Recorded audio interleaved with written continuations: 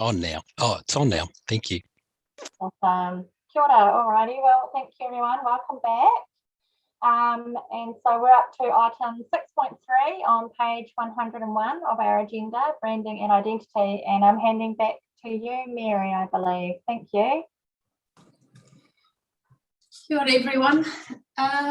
So this has already been alluded to in some of our previous discussions, and we're wanting to have a kōrero with you all about developing a shared identity and brand, because with the advent of the strategy next year and the increase in collaborative work that councils will be doing, we feel it's really important that the community sees that all 4 Northland councils are working together on such vital mahi.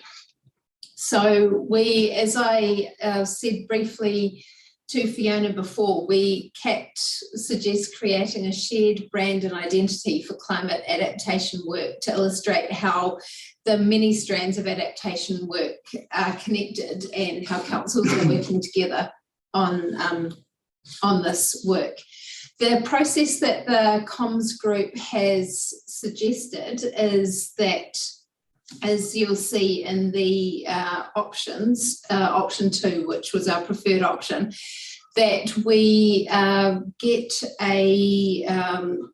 a few members, potentially 3 committee members, including iwi and hapu representatives, to participate in a workshop to talk about ideas and themes for a brand. To give you an idea, I didn't write this in the agenda item, I'm sorry, but Katie Simon had suggested that we had a look at a website called Takutai Kapiti, which is Kapiti District Council's community-led coastal adaptation project.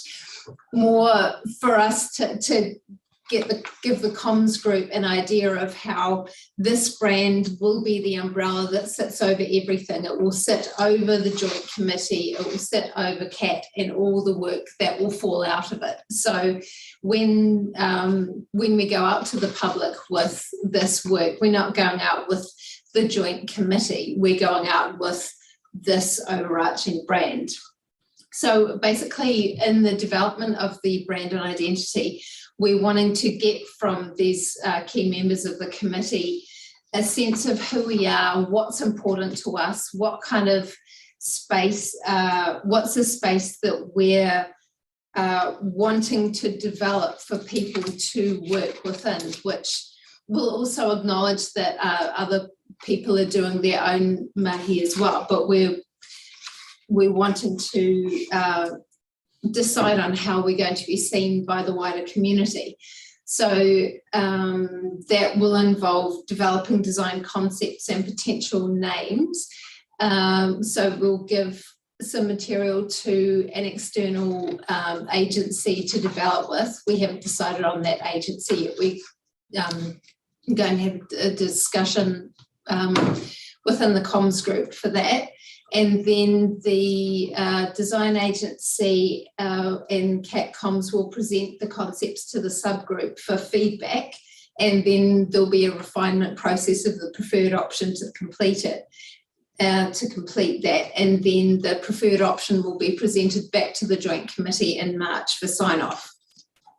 So this is obviously quite an ambitious time frame, given we have summer coming and December is usually just a write-off for people a lot of the time anyway, but we feel that it's really vital to try and work for this, given that this is the first, when the strategy launches, this is the first time that this group will be introduced, and so we feel it's our preference to have the branding and identity sorted by then. So what we would like from the committee today is approval to go ahead with the branding and identity work, and to gauge the appetite and availability of a few committee members to give guidance on themes and ideas, which include the idea of a Te Reo Māori name for the whole climate adaptation program. Over to you, Amy. Thank you, Mary. Yeah, ambitious work, but yeah, really important. And I agree with you that the timing is a really important opportunity, potentially, if we can pull it off. So I guess, Fiona, do you feel able to sort of speak to this? What are your thoughts on the feasibility and just the process that's kind of been described? How does that sit with you? Yeah, I'll agree. It's really ambitious. And then to have it presented at a joint committee for immediate adoption with not, I don't know what the lead-in is going to be for members to be able to participate, but I'm kind of reflecting on the draft adaptation strategy and already we're making commentary on minor amendments. So I think the team there have probably considered that as well in terms of how we brand. I think it's a great concept. It has to be a believable concept, I've got to say, in terms of we believe in what we're doing. I did see here who we are, what is important to us, and I'm going back to Councillor Clendon. Who is we? Who is us? And who's the space we're holding? So it's I kind of look at it from that perspective. But the last part is how do we want to be seen by the wider community? You could flip that on the head. So it immediately, when we think about branding and the direction of what the strategy is going, and it is about that empowerment of communities to give that inclusivity, to give them participation opportunities, and how do we convey that? So those are just my first thoughts. I actually did put down here what's the budget, because branding and comm strategies can potentially blow out from what I've known in my experience. So yeah, really. What is it? What's the wording?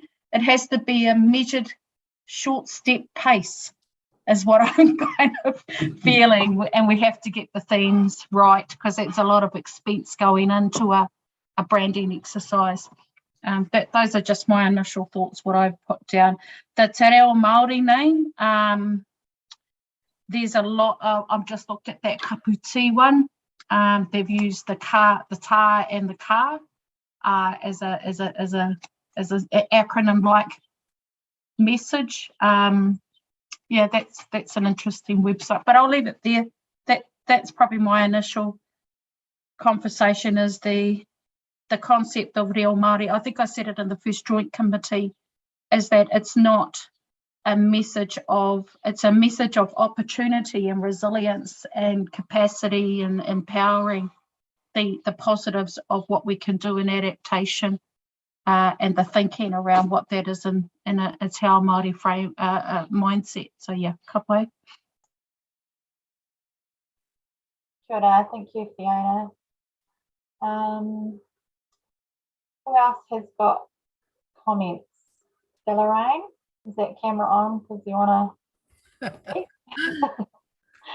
Yeah, I just had a quick look at the Kapiti website. I really like there are many different messages that look quite simple and well organized on that. So you can click where you want to, with opportunities to expand and get the whole menu rather than just the appetizer. So I really like the format there. Just had a quick look at the Tangata Whenua one there. It looks great to me. So yeah, obviously a lot of work has gone into that, and I quite like the way that looks. And tautoko what Fiona has talked about. I did get one response back about a potential ingoa for the group, and I've put that on the chat. But I think there's a wider opportunity, as has been said, for others to come and put some things into the mix, and between us we can land on what might be the best fit for us. But great. Thank you. David, I can see your hand up.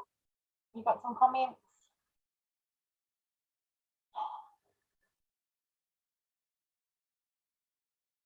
Councillor Clendon, is your hand up on purpose? Yep. Yes, it is. Thank you. Yeah, I agree. I think it makes sense to have a unique brand, because I'm just thinking a fairly, or I guess a mundane example is Northland Transport Alliance, which is our cooperation across councils for roading. It is important. I do also would echo Fiona's question about budget. I've had a bit to do with branding and kind of campaigns over the years, and money can run away at an alarming rate. So I think we do have to be aware that we're all constrained, obviously, individually and collectively. So I think we have to be a little bit modest in our expectations there. I don't know too, I'd sort of like to nominate one of my fellow councillors, if people are happy about that. She's not on this committee, but does carry our comms portfolio. And comms is something she's quite passionate about. That's Rachel Smith, who some of you will know. She might be interested in, I'll have to check with her, obviously, but she may be interested in being part of that subcommittee representing Far North. It's not something I'm clever with. Inspirational ideas is not my forte, so perhaps better throw that ball to somebody who is. But as I say, my key question is around budget. Boring and dull though it may be, I think we need to be a bit realistic. Thanks, David. So maybe does somebody want to speak to that question on budget, and then I'll come to you, Anna. Sorry, the budget. Yeah, we are still. I mean, essentially, we do have budget that was provided from the long-term plan. We don't. We haven't gotten to the stage of getting a quote from an external agency yet, so we're not in a position to give you an idea of what budget that would require. We also are aware that we would want to compensate the members of the committee who do come onto this, who are part of this workshop, for their time as well. So that is a consideration we're aware of as well. So I'm sorry we can't give you exact numbers in terms of budget, but just, yeah, be assured that we are conscious of that. And between the four councils comms teams there, yeah, I think there will be sufficient skill in there to keep things like that under control as best as possible. If I might be able to speak to another couple of the partai that were raised. Fiona, you mentioned that, and quite rightly, that it is a short period of time to conceptualise the ideas and take them back to the committee, and that there was a back and forward process with the draft of the strategy. What the comms team had hoped that establishing these this small kind of workshop group would do was to get the views of the committee onto feeding into the process earlier on. So rather than there being a committee meeting, go away with the strategy, Kat works on it, comes back after 3 months, the committee is represented by those 3 members in the workshop process, so that hopefully a lot of the backwards and forwards will be cut out by having the workshop members being an integral part of that process.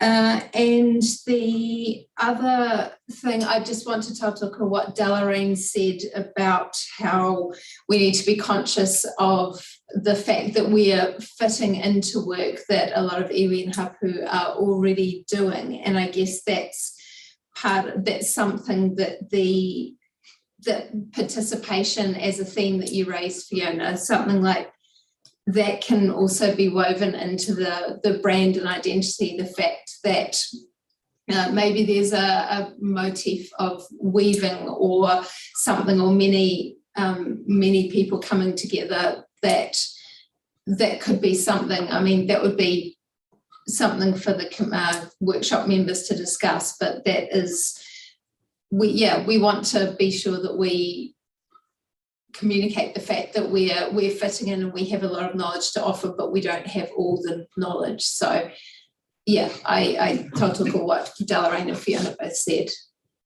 Anything else, Mark? No, that sounds great. Any other party? Yeah, I do, but I'll go to Councillor Murphy because she did have a partai before me. Thanks, and then you can come in after that, Fiona. Cheers. Anna? Yeah. Yeah, thank you. You actually, Mary, just kind of answered some of my questions then. I guess I just say kia kaha because this seems like it's really significant. And like Fiona said, to have something done in that time frame over the Christmas season seems almost impossible, but I'm sure you can do it. And yeah, I think having a subcommittee who can just make it happen is I'm really happy with that. But yeah, you've got a big job ahead of you.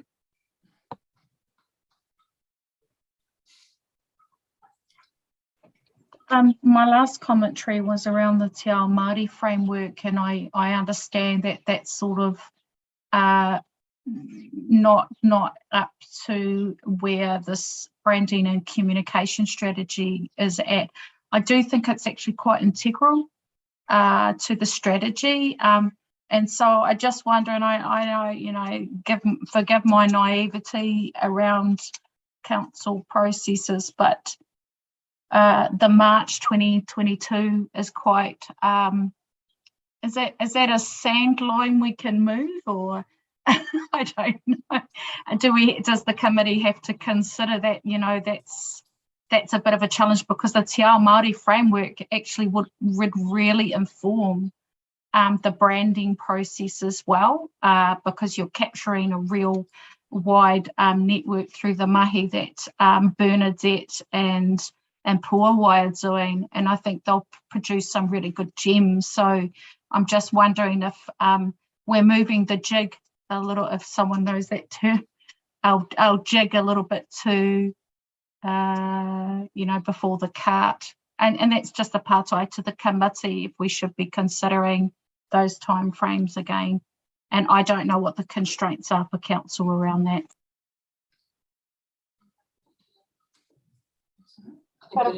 Yeah, very good question. Mary, did you want to speak to that? Do you have I'm not sure who's the right person to speak to I that. was actually wondering if Bernadette could speak to that. There we go. Okay. Oh, perfect. Bernadette, thank you.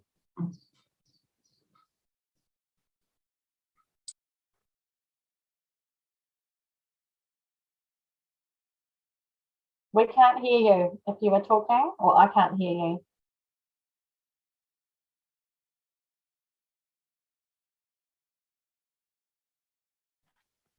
Still no sound. How about now? Yes, now. Hey, sorry, I got kicked out of the meeting before and I wasn't sure if I'd pressed the wrong buttons. Thank you. Sorry. Thanks for your patience. So yes, with the Te Ao Māori decision-making framework, it's lots of the same people in the same mihi, but around March, we will be in a space where we're going out for our phase 2 round of engagement. So we're in phase 1 at the moment. Over late December and early January, we'll be pulling all the kōrero that we've received together. And then for a couple of months after that, we will be then going out into phase 2 and seeking guidance on a draft co-design framework. So at the same time, though, we'll also be running some pre-engagement on our research work that drops out of the same mihi. So there'll be 2 rounds of engagement happening at the same time as our comms work will need to be developed. But I don't think it doesn't allow us to weave some of the kōrero that we're hearing into this work, because it's a lot of the same staff, and that's a lot of the project team who are in the Te Ao Māori decision-making framework realm will also be supporting us in our engagement on the research work. And that was the intent, be weaving them together. And actually, I had a kōrero with Ripeka Reid and Justice Hitaraka, who have expressed interest in helping us plan and prepare for our climate change symposium. And they suggested actually that we get some material ready for pre-Waitangi Day that we distribute out to whānau at Waitangi. I haven't talked to our team about this morning yet. We've just had that meeting, so they'll be hearing this for the first time. So we will get the information at exactly the same time right now. So what guidance I had from Justice and Ripeka was that they can look at building that material and work with the comms team on doing that, but they'll start the mahi on it. How that relates to Fiona's partai, but whether we can weave it in, I will try and bring those two experts in communication together with our internal experts in communication, and try and see if we can make a strong process together. So I haven't talked to the rest of the team about that. My apologies, everybody. We only just had that kōrero this morning. But we have opportunities, and that's the cool thing about doing things together and bringing projects together. Awesome. Thank you, Kia Fiona. ora. Thank you. Cool, and thanks, Fiona. So that kind of makes you feel fairly comfortable from that perspective. And I can see Victoria, did you want to have a comment about the timeline as well? Yeah, just we talked about spending budgets, but just a reminder that if the branding and identity is for the joint committee and then the wider adaptation programme, to keep the councils on board with it, it will probably have to go back to the parent councils for adoption, the whole branding and identity as well. So that might affect the timeline. A little bit like Fiona said, it's the cart before the horse kind of thing. We want the strategy to be adopted in March, around March time. But at the same time, there will be this piece of work, and whether that gets adopted at the same time or not. And I guess it's working out the timeline around how it can be done, if it's going to be done, how you can get the branding and identity approved, and whether it's done at the same time as the strategy or before, without taking away from the strategy as well, that big piece of work. So just a question around, is the branding and identity going to be for the whole programme, and how we get all the councils to adopt that within the timeframes? Essentially, yes, it will be for the whole programme. We hadn't talked through the process about council approval. We haven't figured that out yet. We were just wanting to see if the committee was happy for it to actually go ahead first, and then go from there. May I say something really quickly? The big problem for us is I feel like we can't roll out any public facing comms without having this sorted out, because this is a big problem. I don't know if you can see it or not, but the branding at the bottom of the snapshot already has been picked up by this working group or this joint committee here, that it's offensive to all of the other people that have been involved, and they're not represented by the logos of the 4 councils. So I think it's a really important piece to get right before we do any public facing rollout of this. So yeah, just thinking about the council meetings in February, it brings the timeline in even closer. But ideally, if the branding and identity was put through in February, then that could go with the strategy then, and be adopted in March. So I know that condenses everything. It makes life a lot harder, but it might be the best way to keep everybody on board, so that the strategy gets the place that it's due, you know, and not any distractions around it when it comes to it in March. If anyone else has got any thoughts, Jono's here as well, so I'm just going to let John know. Terms of reference. Kia ora, Chair. I guess just the question for the committee is the branding for the committee or is the branding for the councils?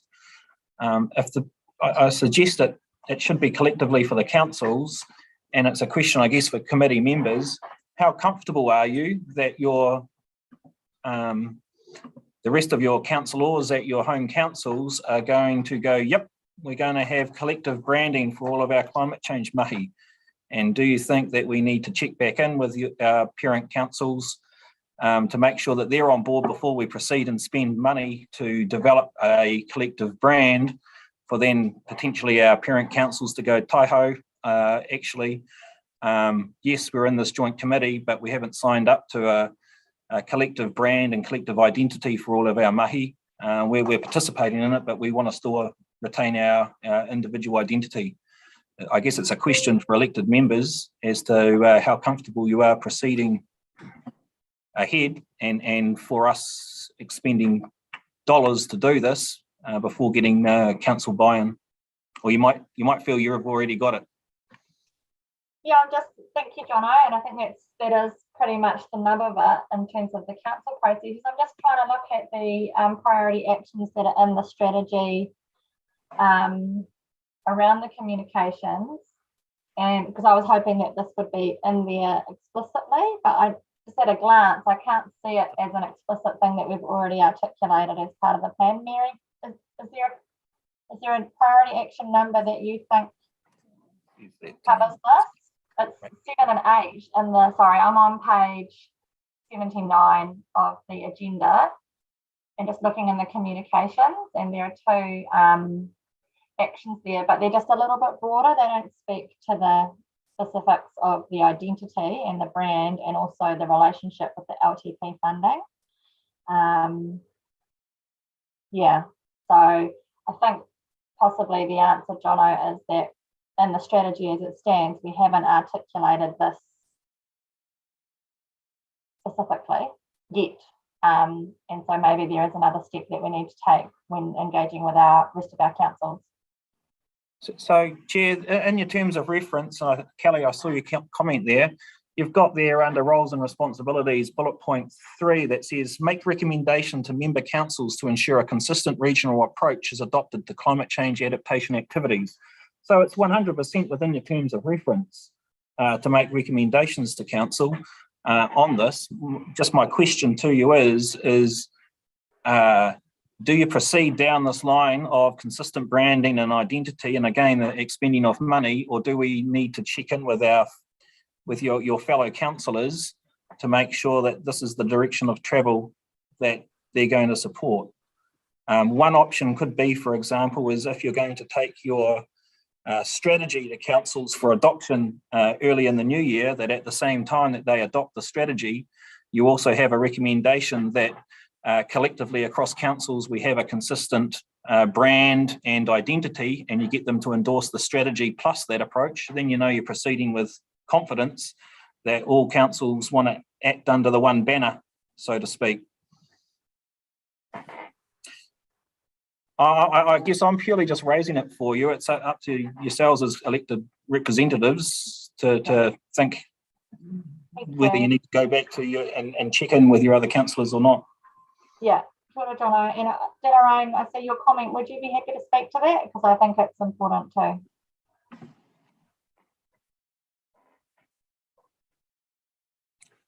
You're on mute there, Delaraine. Yeah, sorry, you're on mute. Probably just as well.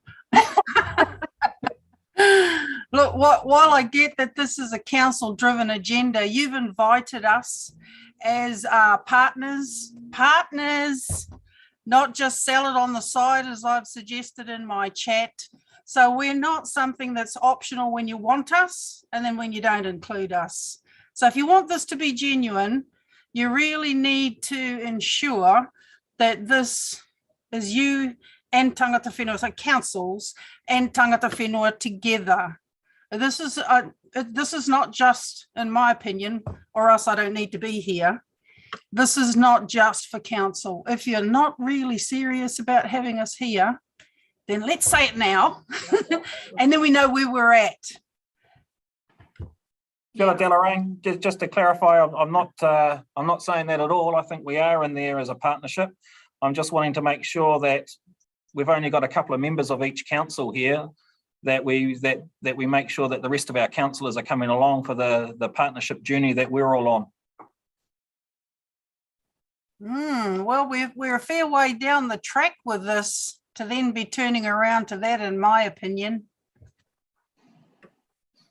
Yeah, I think so. I totally hear what you're saying, Delaray, and I do think there's a layer of complexity here to the branding and identity, which, you know, we can see that it's an aspirational timeframe as it is, and even as we begin to discuss it now, we can see that there's a real depth needed for the discussion to be genuine in terms of bringing our tangata whenua partners, you know, with us. It's not something we can necessarily rush and get a good outcome. So there's a few other people to comment, but I guess I'm curious to understand the March, sort of goes back to what Fiona was asking, trying to understand the March timeframe, and I understand the need for the branding to be done in order for us to do our public facing comms and our rollout of the work in terms of working with others. But just curious around that March date being one that we have set ourselves, and therefore potentially we can also revise ourselves. And I'm not sure if that's one for you, Victoria and Jono, or if it's one for Mary, because it's sort of bigger than just the comms. I guess if I could speak first, from our point of view, we have been working to a March deadline because that's when we were told the strategy was being adopted at the by the joint committee. Councils. But the next joint committee meeting is probably going to be in March next year. Is that correct? Yeah, correct. So by then, yes, yeah. Okay. Yeah. So that's why we're working to that. And if I could I'm very new to this process, so please forgive my ignorance if I haven't understood this correctly. But my understanding of the joint committee is that it was made up of the voices of the councillors, the iwi, the hapu, everyone on this committee represents their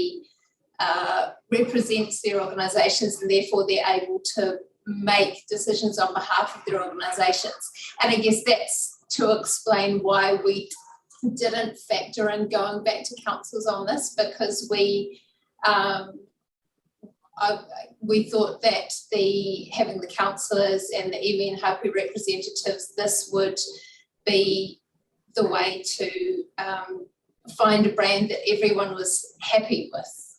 And yeah, that's where we were coming from. Okay, cool. Thank you, Mary. Jono, did you want to respond directly to what Mary has just said, and then I'll go to others for their contributions?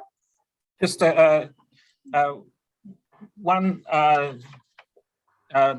terms of reference, there's no delegated authority in there from the parent councils, and I'm also just to make sure that our parent councils stay committed to it and stay in the same waka, going in the same direction. Just as a suggested way forward, perhaps is undertake the resolutions that you've got in there in the commitment, but rather than needing to go to council formal meetings and stuff, that each council goes and workshops it with its other councillors prior to Christmas to make sure and get confidence that we are all on the same wavelength and that other councillors are buying into it, and then we continue to proceed. Do you mean just workshop the concept? Because we wouldn't have done the work by then, obviously. Correct. Yeah. Okay. Correct. Okay, so that's one possible path forward, just to make sure. I understand where you're coming from, Jono, and I think, yeah, it's good. Okay, in order on my screen, sorry, I didn't see whose hand's been up first. I've got Councillor Kelly Stratford. Excellent. I was shaking my head at Jono. We don't have time for any more workshops at our council, and I don't know how Councillor Clendon feels branding would go down. If we, but I don't think that there is time in our schedule before March, and I also believe that there is, I hold this committee in high regard. It has, I think we need to make sure that we give it the mana it deserves by having faith in the committee members to go and socialise, involve elected members as much as possible in the branding engagement. And we need to just hold up the decision that this committee makes. Thank you. I mean, yes, the adoption of the strategy, that sits, we need that support because there's a lot of resource that needs to be implemented at the individual councils. But the brand, I can just imagine if it gets to our table. I don't know how you feel, Councillor Clendon, but also, is Roger still on here? What are our FNDC's views on this getting held up? Yeah, thank you. I can't see Roger here. I'll go to Councillor Murphy and then David can speak. So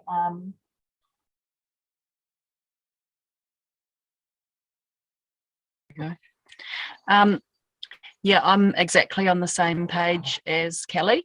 I think because this kind of comes back to naming.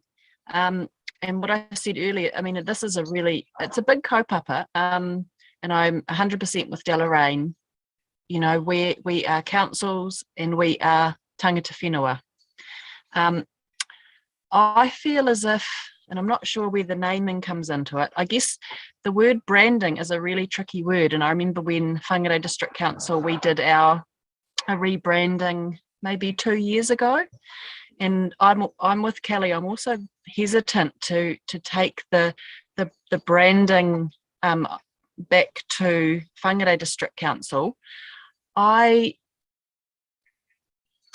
think that I feel confident that I can communicate with my council and update them where we are at with the process.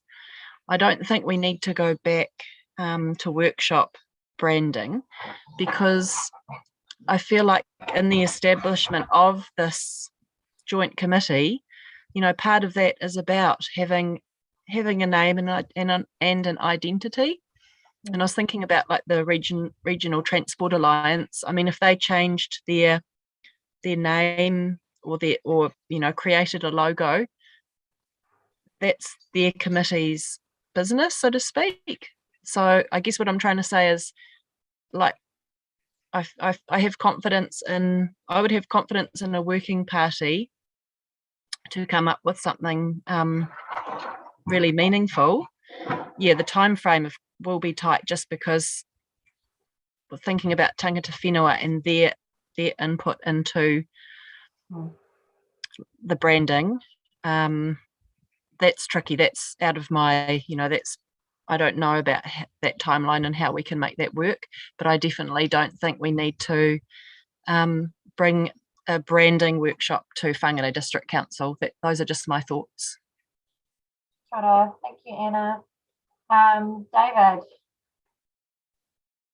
Yeah, thank you. Yes. I don't feel the need to go to my council and say, can we develop a brand? I think something like this, that is a joint collaborative effort amongst quite a number of parties, it needs a brand. A brand is much more than just a logo, though. It's not just a symbol or an image or whatever. It's actually about what makes the whole thing tick. Personally, I would be uncomfortable committing to the brand without sign-off from the whole council. As I say, they don't need to be involved in the decision about ought we to have one. I'm willing to take the hit on that one. But I think we should have the branding signed off at the same time as the strategy. And I think if we engage along the way and just I'm just thinking of a number of councillors who are likely to have a view and an interest. And if I keep on side with them and just keep them informed as this committee is informed, then I don't see that has to be a barrier or a delay.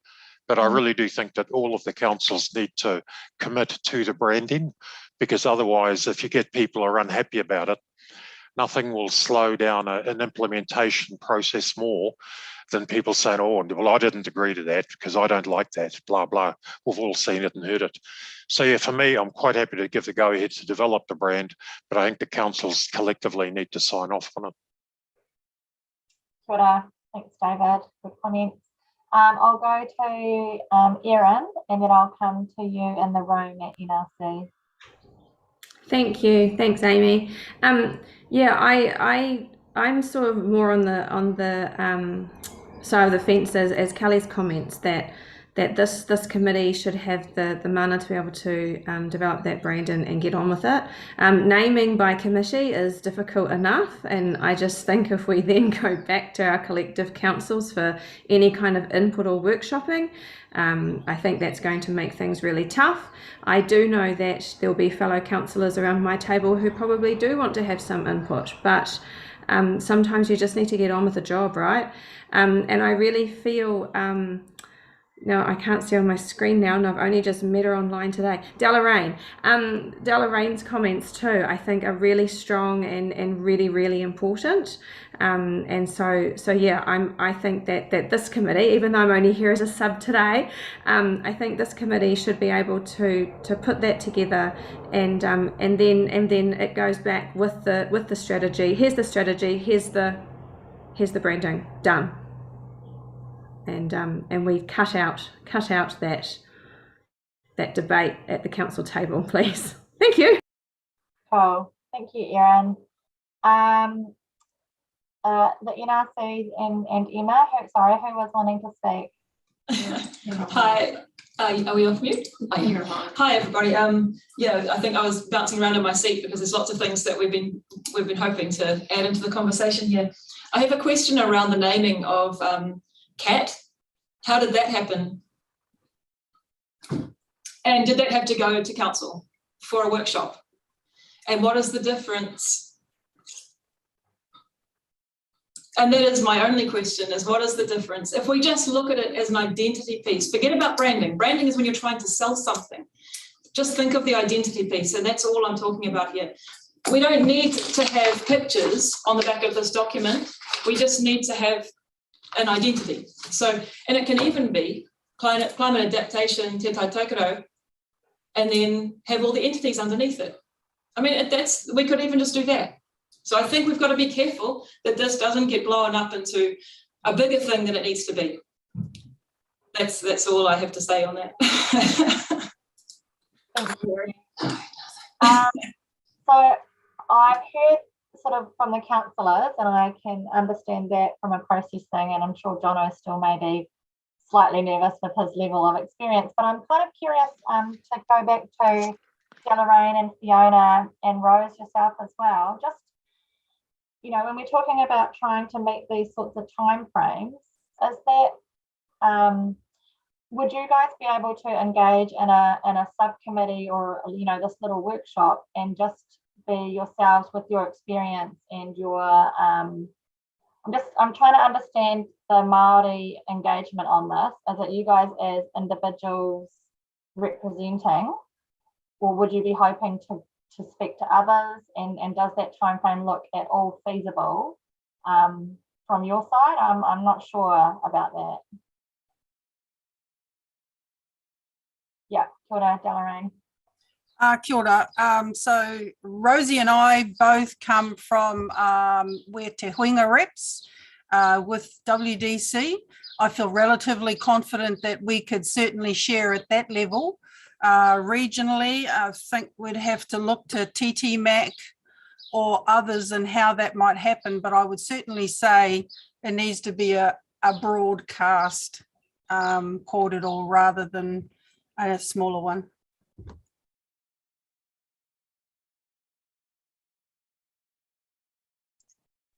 Okay. Fiona? Yeah, okay. It's a really hard one because of the time frames, and we want to be as efficient as possible.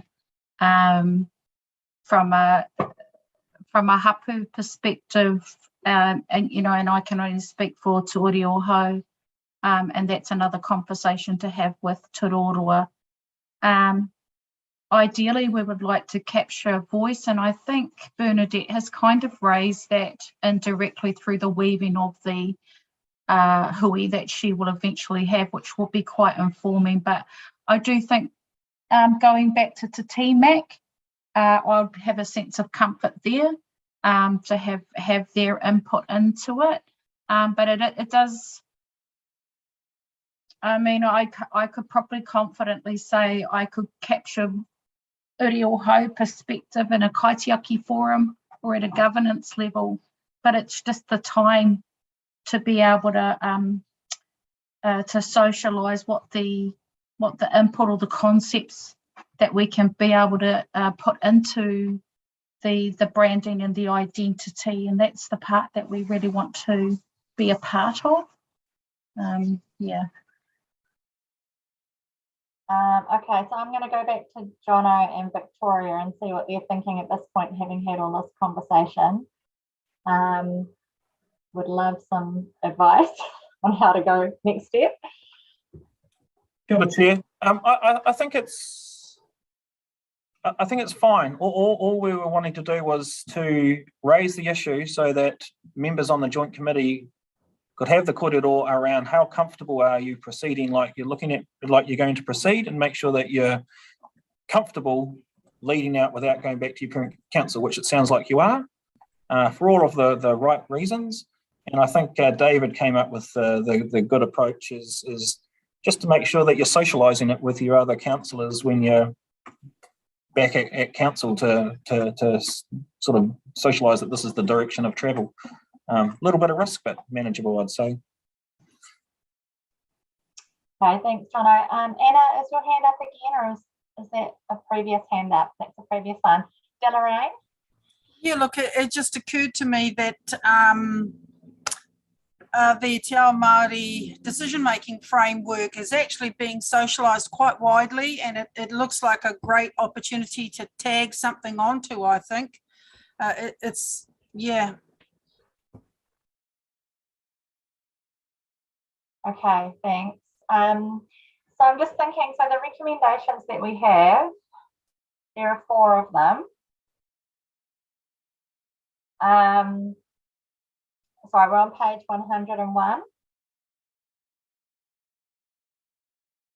And I guess, I guess the beauty of it is that these recommendations do direct us that we would proceed, but the next step is a workshop, right? And so we can all, continue to think about it and, talk to those around us. And it will be a workshop for that subgroup, but any members on this committee could also get in touch via email and share thoughts.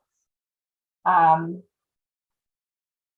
I'm fairly comfortable based on the conversation. Oh, Bernadette has popped up now. Would you like to have a quick chat, Bernadette, about that connection that Delaraine was just speaking to? Thank you.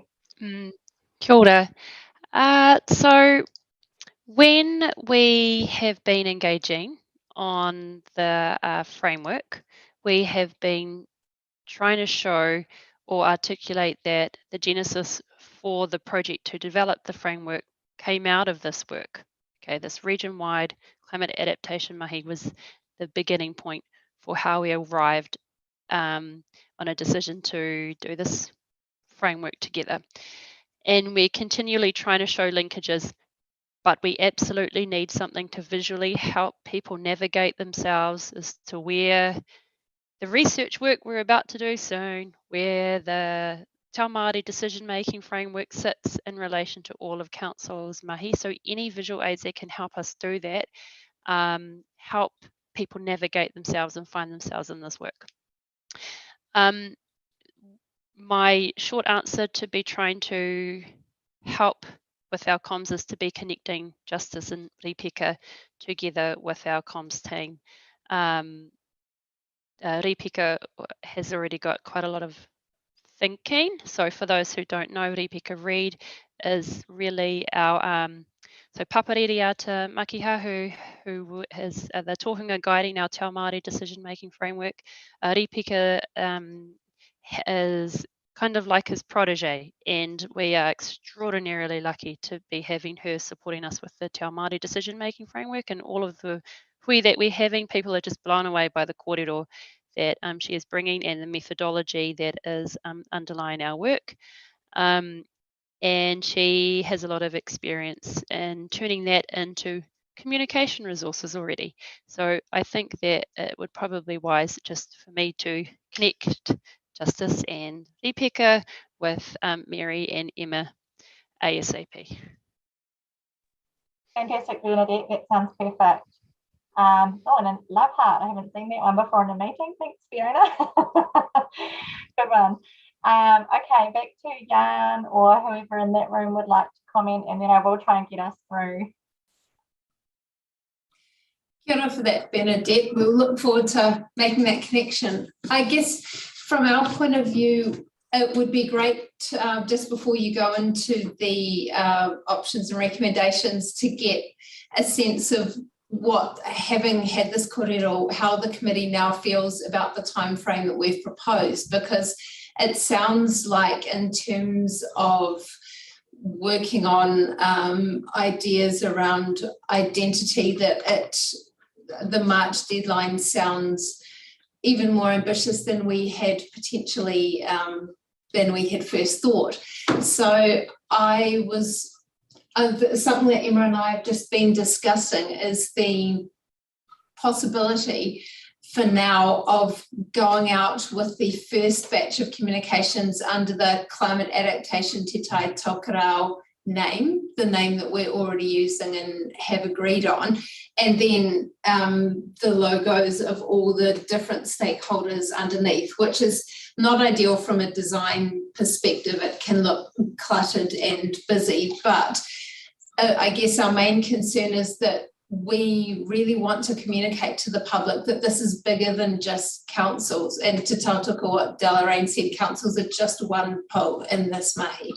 So I guess, I know this isn't one of the recommendations, but because it's come up as a result of the kōrero, I just wanted to find out if potentially that might be a way that we can move forward in the interim while it seems that there's some deeper work to be done on the identity. And if you'll just bear with me for a brief moment, I'm just bringing up their Takutai Kapiti website that Deloraine had looked at, and just to give you an idea of what it looks like visually.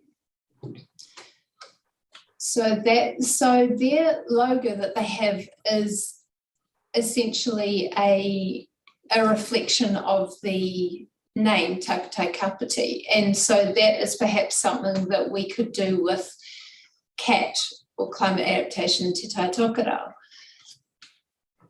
So yeah, I just wondered what people thought of that, or if that's something that could be introduced at this stage. Mary, would it be possible that discussion about what happens in March is part of the December workshop with the subcommittee? I'm just wondering if we've kind of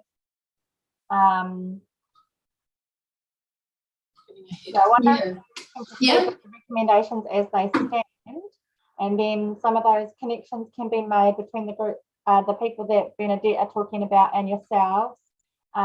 We still need to decide who's actually going to be on that subgroup, but I wonder if that subgroup might be slightly better placed just with a little bit more time and space and time to kind of delve into it to figure out whether March is feasible, because I think it's definitely preferable, but it's just about feasibility and being really genuine in the mahi that we need to undertake. And so, So in those recommendations? So you're proposing that we talk more about timeframes in the December workshop? Yeah, that's what I'm thinking. I don't know what others think. Anna thinks that we can make it happen. Good one, Anna. Very positive. I would love to make it happen. But yeah, it's just, there's a lot going on for communities, and so yeah, I don't want to rush people, but yeah, okay, I'm happy for that kōrero to happen in the December workshop. It was just bringing it up as a possibility. Okay, and so the final question is, before we try and move these recommendations, presumably you need to know who the people might be. Do you want some names? Yeah, we would love some names, please. We noticed that Fiona has already registered her interest, but yeah, we'd love to hear from whoever else is keen to be involved. Who else is keen and interested and available in December? Amy, as I said, I'd like to nominate one of my colleagues, but obviously I need to speak to her first. So perhaps if, who should I direct that to you or? Yeah, well, I'm just curious whether people who are not on the committee can be on the subgroup, and that's not that I've got anything against who you're recommending, but is that a issue? Do we need all the subgroup members to be committee members?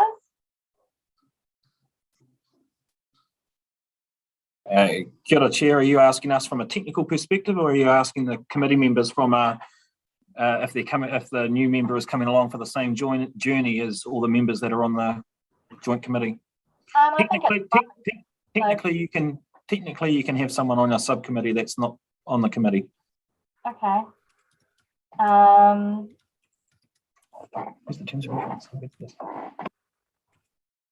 Lorraine, did you put your camera on because you were happy to be nominated to be part of it?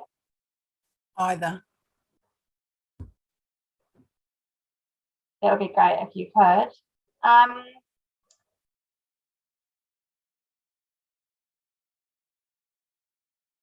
Yeah, kia ora, Anna. Fiona said happy for either of me to go instead of myself. Oh, kia ora, I was just going to add, I think it's really important because we've got Emma and Mary, that even if we had, two hapu reps, Deloraine, I don't know if Fire Rose is interested, but I think I'd be more than happy for Fiona and Deloraine to both come onto that. Just so that we can really get, because the other thing I was thinking is we don't know which comms or media company Mary was saying before that we're going to engage. So we don't know if they have strengths in the, communicating with our tangata whenua in Te Tai Tokoro. So that's really important. So the more perspective we can get, the better. I don't know if we're going to be able to get a local company or if they'll be from out of town. Kia ora. Yeah, thanks, Anna. And so I think Deloraine and Fiona, I'm just following the chats too, and I think it looks like they are happy to both Fiona and Rose is comfortable with that. Thank you, Rose. Kelly Stratford, hand up.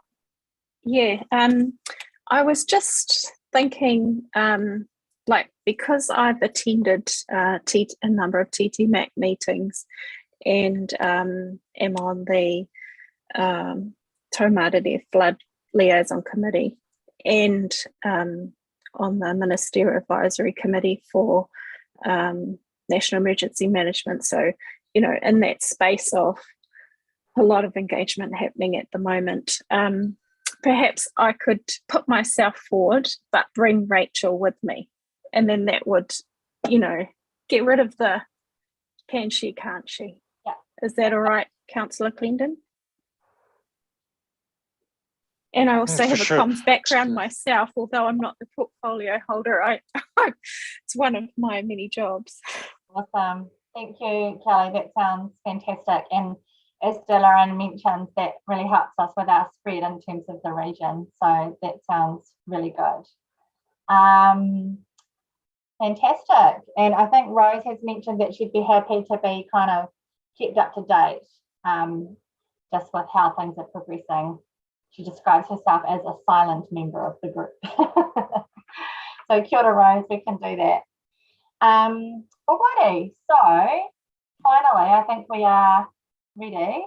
And I'm very happy to support however needed, guys. So I don't need to be in that workshop, but yeah, happy to support whatever might be useful. Just let me know.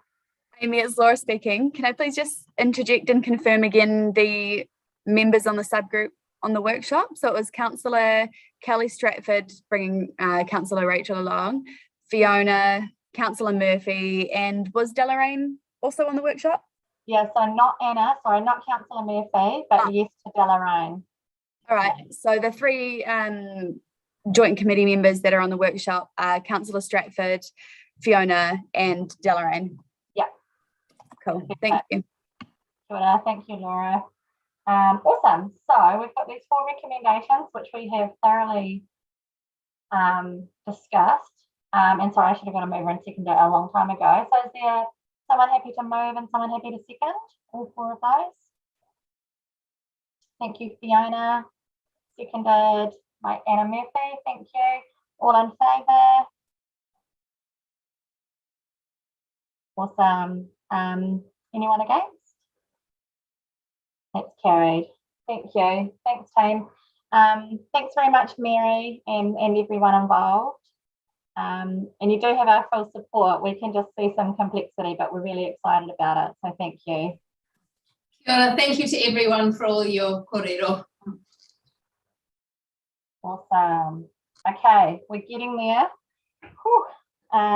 Okay, see Ali from NRC has had to leave. That's all good.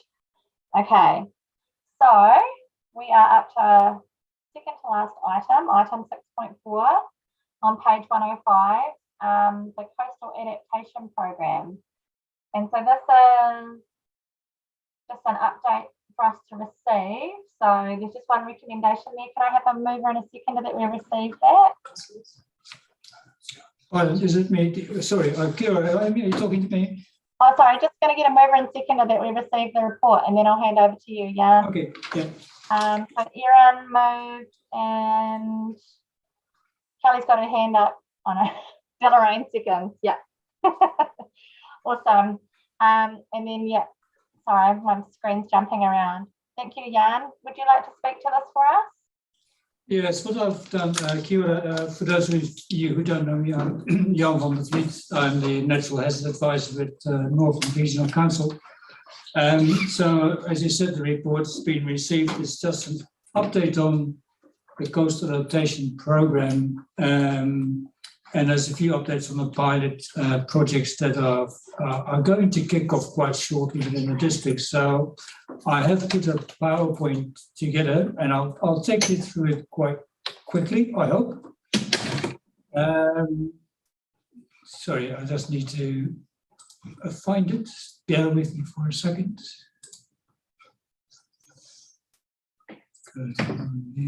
Share screen, where are we?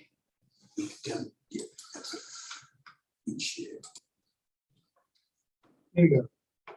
So we'll go to the next one. Success and risk. Here we go. Coastal Adaptation Program. Can you see this all? Fantastic. There's about 10 slides, but I'm going to go through it quite relatively quickly. I won't take up every point, but I'll give you some time to read as well. So we're just going to cover the Coastal Adaptation Program, the aim and the purpose, talk a little bit about the profiles and how we got to this, and a little bit of an update on the district councils where they are currently with the pilot project. And which are the last 3 slides. So I can ask my esteemed colleagues in the district councils to maybe update on that particular part. A little bit of the background. Coastal Adaptation Program is sort of related to Priority Action 29, is to develop this region-wide program. And it addresses, like we've talked through this already, climate change risk to coastal communities. And it aligns with guidance for developing community adaptation. So you're looking at adaptive pathways and profiles. So these are quite some of the baseline information of a lot of information that goes into developing the adaptive pathways planning. Just want to take it one step back and say, yes, we have the coastal adaptation, the climate change adaptation strategy. We have been working in parallel with a number of projects. So the program is one of them. There's technical reports that sits behind it. So there's a lot of work that has been going on in parallel on what has been presented today, but particularly with regards to the strategy and the branding of or identity, more to the case. So we haven't been sitting still. We're progressing as things are coming online, so to speak. Some of the things that we have been doing, and so there's at the moment a particular focus on the coastal communities adaptation profiles, as that is one of the biggest hazards and potentially highest risks that are sitting there. You have, of course, the river flooding element as well, and you have the drought, and there's a variety of things. This is why we have a lot of data available at the moment and quite specific. That came out of the coastal hazard mapping that went live April this year. So a lot of information was extracted from that. So when you're looking at the profile of a coastal community, you're looking at whom is in the community and what is the highest risk from a coastal hazard. So you've got the who, you've got the how, you've got the when. You're looking at what kind of adaptation and engagement approach. So that's, again, where you've got, where Bernadette is leading upon for our councils is the Te Māori engagement framework. We have been working in parallel with an engagement framework for a much bigger perspective, and that depends on the community and how you want to do it. So there's a lot of different strains that are coming online at the moment where Te Māori framework, we've got support from Deep South Challenge as well, which helps with that engagement. Actually, the Te Māori engagement research that goes in parallel. So there's a number of things that are going on in parallel at the moment, probably 4 or 5 different strains at the moment. And what is the appropriate time frame of adaptation and engagement? Very good question. So when you're looking at first pass exposure assessment, again, that goes back to the coastal hazard, the communities that are at risk in a coastal hazard. So you have a bit of an overview of the effect of discrete communities over a 100-year time frame. Exposure indicators, so you're looking at footprints, marine roads, community buildings. This provides a preliminary quantitative data set to see on a very high level, and it is quite coarse. You know, what we have produced in the maps is quite coarse, but it actually, from a regional perspective, it is actually quite detailed. The last point being, it is not intended to be a comprehensive analysis. That's when it goes into, when you actually come down into the community, that's where the detail comes in. And again, it's that bottom-up approach. This is just a couple of slides, guys, on adaptation engagement approaches. So as we said, you've got different communities and you will do it in a very different way. They can be very, very complex to a very small community that has already something in place where we could come in as the councils and other groups to support them in it, and actually they will take the lead in it. And then you've got a number of different ones where it actually goes into, for example, fungi CBD, which is incredibly complex from all perspectives when you're looking at hazards per se, not just from a coastal element and the well-being from the communities being very small or being very complex. Data representing different communities, attributes, looks at the approaches to adaptation planning for communities. Alongside the exposure indicator, there's a community attribute data can also help identify the appropriate time frame. So that can be very much, that drives that the adaptation engagement as well. And I think it was mentioned in one of the previous presentations as well. Community attributes, very important. The scale, connectivity, cultural, of course, and then the complexity of it. That really drives that time frame. My personal experience in what we called, when I worked for different councillors, they call that shoreline management plans. If you have the very complex one, they can take anything up to 3 years. If you have the very small communities, you can, particularly when it's bottom up, it can be 6 to 12 months quite easily. It all depends what the readiness is and how the complexity is. So these are just a couple of things I lifted out from the report. So regardless of the engagement approach used, some communities are likely to regard or be more ready. And again, it's sort of highlighting what I mentioned previously. You look at consideration of project hazard exposure, community readiness, again, very much an understanding of how are the communities ready or not for this. And that can be, as I mentioned, complex from very other perspectives point of view, as in readiness from a small community or readiness there's plans in place, very keen to do, many elements are sitting in there. So the last 3 slides on the WC pilot update, if Bernadette is still online, you might want to jump in here, or otherwise I'll just go through it. This is just a few points. So this is really, that came from WDC. So the intent to work with the elected members to identify a most suitable community. Some of it can be quite complex. Some other councils found it quite easy with the data that was supplied, and the details sits in those the reports and the actual document that was sent to you. How complex it can be and what the hazards can be high, but the risks potentially can be a lot lower, of course. So there's so many elements that are sitting in them.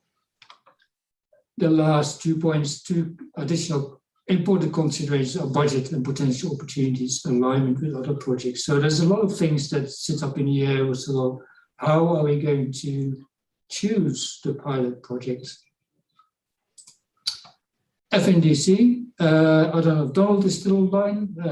Be happy to come into this at all. There is budgets in place. Kia ora, Jan. Hey, I think we're here. So Bernadette's here and she can speak to WDC, and Donald's here if he wants to speak to FNDC, just as a heads up. I know you probably can't see us. Yeah, no, Bernadette, did you want to speak to WDC? Yeah, I'll leave WDC, Bernadette, if you want to say something. Kia ora. I think you covered most of it, Jan, except really just to sort of emphasise that we haven't started this mahi yet, and we want our adaptation planning coordinator to be on board at council to really own this work and help drive it before we start having the kōrero with our elected members, our Te Kariarea Standing Committee, and also our Te Huinga Hapu Forum, to work out our methodology and the process of prioritisation. Kia ora. Okay. Donald? Yeah, I'm Donald. I'm the Sustainability Program Coordinator for the Far North Council. We budgeted to do some work in this area in the 21 to 24 period. We've looked, and Jan talked about doing a first pass assessment, and when that took place, this identified around 35 communities who are faced with various hazards. I guess that reflects the very long coastline of the far north. We're in the process of establishing how we'll narrow it down to maybe 1 or 3 communities that we'll work through with on a pilot basis. And that is really for, I guess, a more formal, they call it a DAP process, dynamic adaptive planning, which is reasonably formal. But just for everyone's interest, we're already kind of working on a couple of projects in the background. One is for a Mapiri at Freeze Park, where we're looking at different options for seawalls to protect that beach, and public consultations kind of happening as we speak through a consultant that we're using. And the other area is Kerikeri Waipapa, where we're starting a spatial, or yes, we have started a spatial planning project, and climate change has an aspect in there. We wouldn't classify those as sort of full dynamic adaptive planning exercises, and we're working on how to identify which communities we'll work with.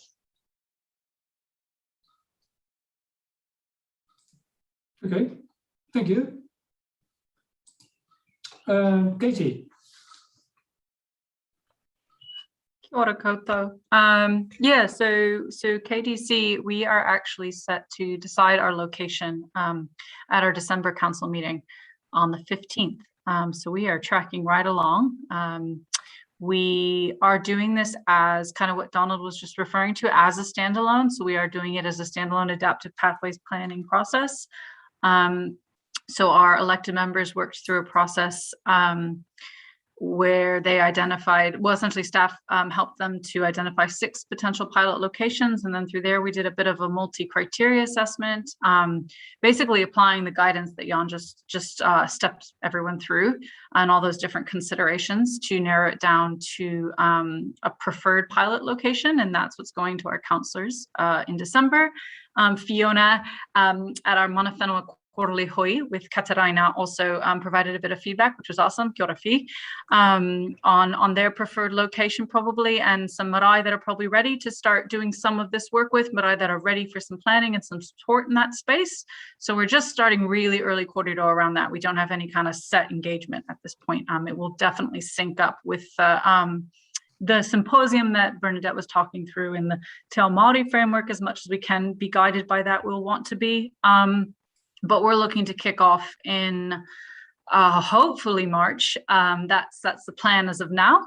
Synced up really nicely with the strategy as well. So we'll probably work off some of that momentum. At a minimum, we'll be starting early engagement with some really key important groups and start kind of laying the foundation for the project. And we're looking to actually take a good 3 years for our pilot. So we're going to take some time to do it. And then hopefully, yeah, just launch to the wider program. So that's us. Yeah, kia ora. Thank you, Katie. I think that's the last slide on the on our presentation for today. So. Awesome. Thank you, Jan. Thank you to all of the staff contributing to that. So I'm mindful of time, and I'm sure some. Oh, does anyone have questions? If we do, maybe we can keep them pretty high level. Kia ora, Rose. Welcome.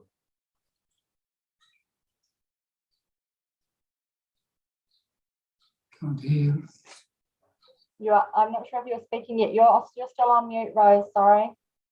Yes, sorry about that. Kia ora koutou. I missed it. My husband is mowing the lawn. Of course, it has to be outside here, doesn't it?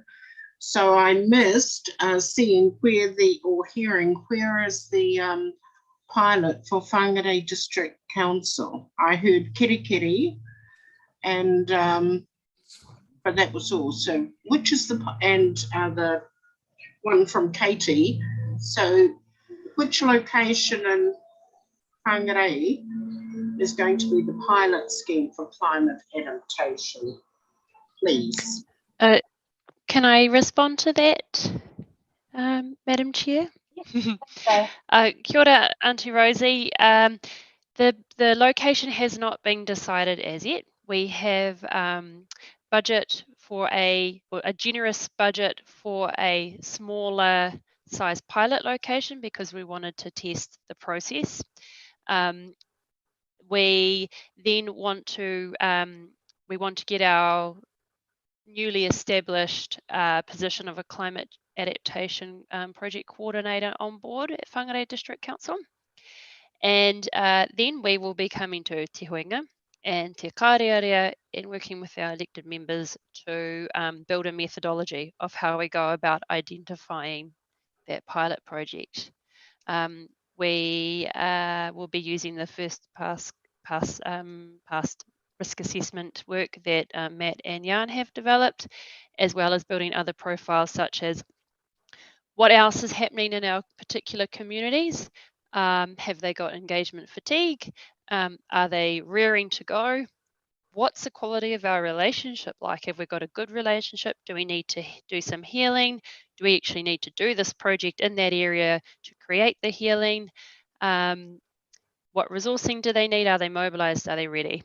As well as what kind of infrastructure work and things like our spatial plans. Yeah, what else is happening in those realms? So we need to build that methodology and do that with the guidance of our elected members and our tangata whenua partners before we make a decision. Kia ora, thanks Bernadette. Kia ora for that, thank you. Kia ora, Rose. Any other questions on that update? Sounds like there's good work happening at each council and good engagement happening. So, just giving a little bit of space in case anyone wants to put a hand up, but if everyone's happy, we can move on to our last item. Thank you very much, Jan. Thank you. Sorry, just trying to find what page we're up to. It's right at the end. So the last item, item 6.5, is just around the meeting dates proposed for 2022, which is coming at us quite quickly now. Laura, are you happy to speak to this? We can't hear you. Good. Thank you. Yes, so this was for information purposes for the committee. The meeting invites will be sent out after this meeting, probably later in the week. Just continuing with the trend of Mondays and aligning with the Mural Forum as well. Locations will be determined next year once we have a bit more clarity around the ability to host meetings in person versus virtual, but that will be communicated closer to the time. Thank you, Laura. Yeah, I guess I'll just look for a mover and a seconder to receive that, and trust that the invites will arrive in our calendars, and just want to acknowledge everybody for the time that they're putting in. These are long meetings, and we cover a lot of content, and there's a lot of reading associated with preparing for these meetings. So just to thank you all, you know, for what you've done this year and what you will be doing with us in the coming year. Some quite big mihi ahead, but I'm really pleased to be working with you all on it. So if I can just get a mover and seconder to receive that report with those dates in it. Thank you, Anna. Thank you, Delaraine. And all in favour of accepting that? Awesome. Cool. That is carried. Okay. So if I'm correct, that is the end of the agenda, unless anybody had any general business. I think everybody's feeling quite exhausted. Oh, Anna, yes, please go for it. Did I hear Bernadette say that we have appointed our climate change staff person, or did she say appointing? I just got really excited because I thought, have we actually got someone? We don't have anybody for the climate adaptation position yet. We're still recruiting. And in terms of our sustainability person, I think they've got a suitable candidate, and I think they're just finalising aspects of the contract. So I'm not allowed to know who it is yet. We should find out soon. yeah, we've got some appointments that we're hopeful for over the next while at NRC as well. So we're on the cusp of a big movement in the councils, hopefully. A whole lot of people to do this mihi that we're all talking about, which would be great. Cool. So if everybody's happy, I would like to close the meeting. Oh, Jack. Oh. Merry Christmas, everybody. God knows we've earned it. Have a lovely Christmas, whānau. It's not even December. I'm going to close with a karakia, Santa. Well, it's our last meeting. Amy, just before we go, I know some people weren't present. It was just before we all came back on break, but Rī Hardy has passed his apologies on. He's gotten caught up in a meeting in Wellington, and Anthony Thompson has been having huge issues with connection and cell service. So he's passed his apologies on as well for that. Awesome. So everyone heard that. Cool. Thank you, Laura. I appreciate that. All righty, so I'll just close us off with the karakia and look forward to seeing you guys again soon. Unuhia ki te urutapu nui, kia wātia, kia mama, te mākau, te tinana, te wairua, i te ara takata. Koia rā e rongo, whakairea ake ki runga, kia tina. Tākie. Kia ora mō Tēnā te rā. koutou, everybody. Thank you. All the best for Christmas. Stay safe. Disease free.